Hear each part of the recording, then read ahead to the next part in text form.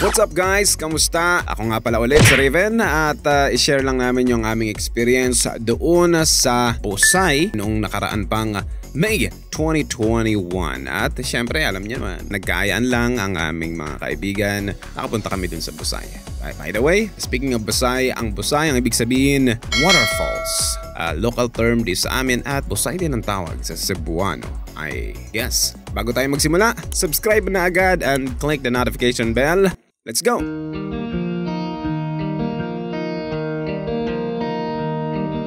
Well, sa biyahe pa lang, from Iriga City Centro o sa bayan ng Iriga, you'll spend 45 minutes to 1 hour. Ito ay makikita sa San Pedro, Iriga City. Kung hindi nyo alam kung paano, mag-Waze na lang kayo o kaya mag-Google Maps. Maayos naman yung daan niya, medyo zigzag lang at medyo matarik at dahil ito nga ay pataas sa bundok, medyo matarik talaga ang biyahe. Maganda naman yung kalsada, sementado hanggang sa point nga lang na makipot na yung kalsada, hanggang sa wala ng kalsada, hanggang sa kailangan mo ng lakarin dahil bundok nga siya.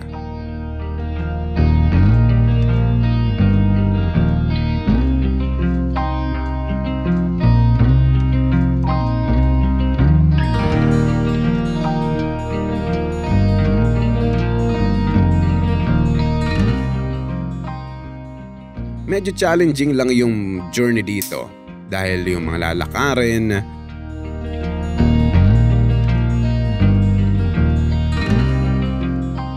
yung mga tatakakin mo, yung tatalon-talon ka sa mga bato sa ilog, tapos meron ka mga akyatin. Kaya siguro kung pupunta ka dito, make sure lang na confident ka or kaya mo yung sarili mo dahil mahirapan ka kung hindi. Kung pupunta kayo dito, I suggest na meron kayong guide o meron kayong kakilala. Mag-guide sa inyo para makarating doon sa Busay dahil believe me, marami nang naligaw dito. Isa sa mapapansin mo, halos walang tao sa paligid. Malalaki yung agwat ng mga kapitbahay ng bawat isa.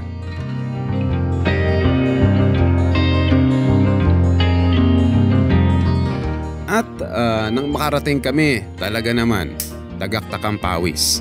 Siguro dahil na rin sa maaraw at medyo malayo nga yung nilakad namin.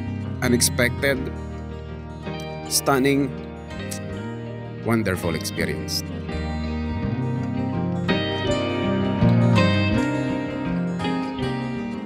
At dahil nga ito ay hindi naman resort o hindi naman talaga official tourist spot, wala siyang mga accommodation at sinuwerte na kami dahil merong kubo na pwede kami mag-stay at magluto ng aming makakain. Kaya karamihan sa mga tao dito, iwan mo, gamit mo dyan, maglangoy ka na. Swimming muna kami ha.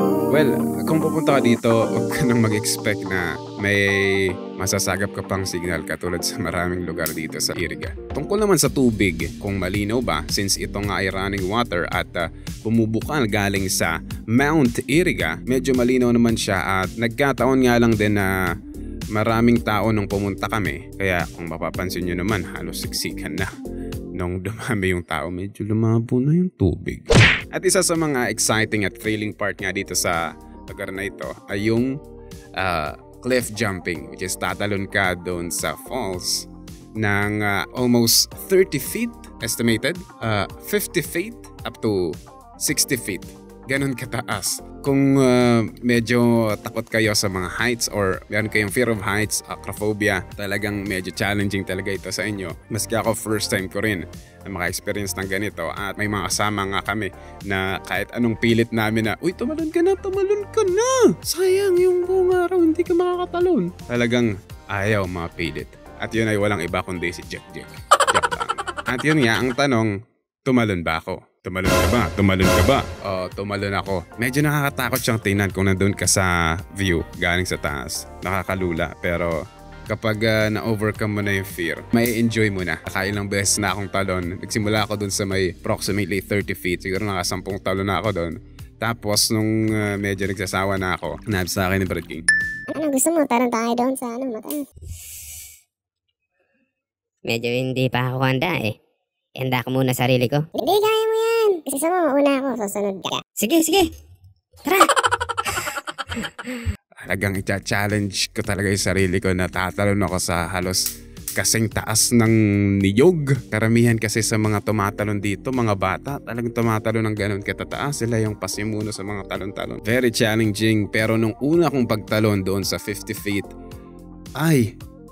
nung naranasan ko na, ang sarap sa pakiramdam. Talagang pag nasa area ka, pala kang, woo! Nung time na nandun ka sa area, hanggang sa bumagsak ka na sa tubig, talagang, sarap. Hanggang sa umulit na nga ako, hanggang dun sa 60 feet. I-record sana namin sa SJ Cam. Hindi siya na-record.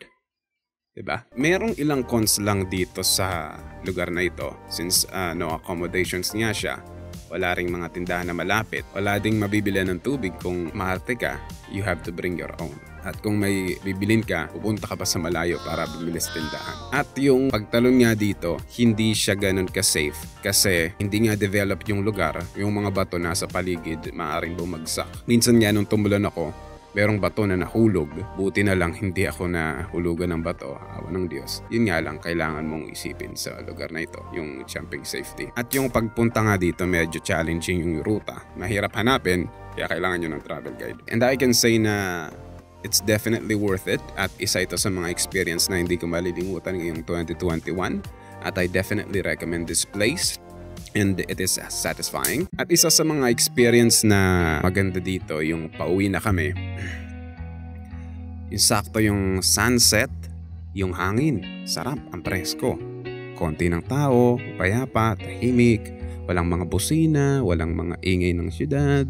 Walang parang palengkang ingay na ang daming nagchichismisan. Talagang peaceful.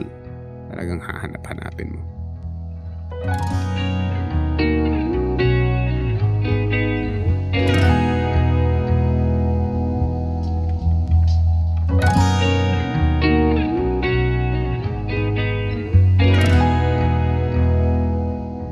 Sunset, preskong hangin, mapayapang lugar. Ay, sarap magtambay.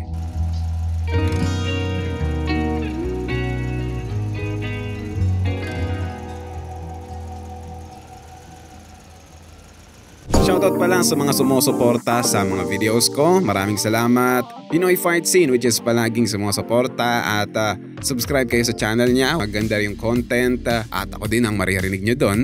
Sa mga friends ko, Jaren and Cedric, maraming salamat sa inyong suporta at God bless you all. Ito ang Busay, and comment down below what you think. Do you recommend this to your friends? At ano sa tingin nyo ang pwede naming puntahan sa susunod? If you like the video, smash the like button down below.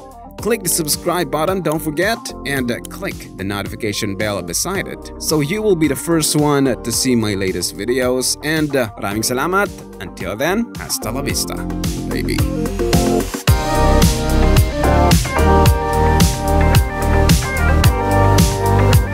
It's my life, it's now or never. I just wanna live forever.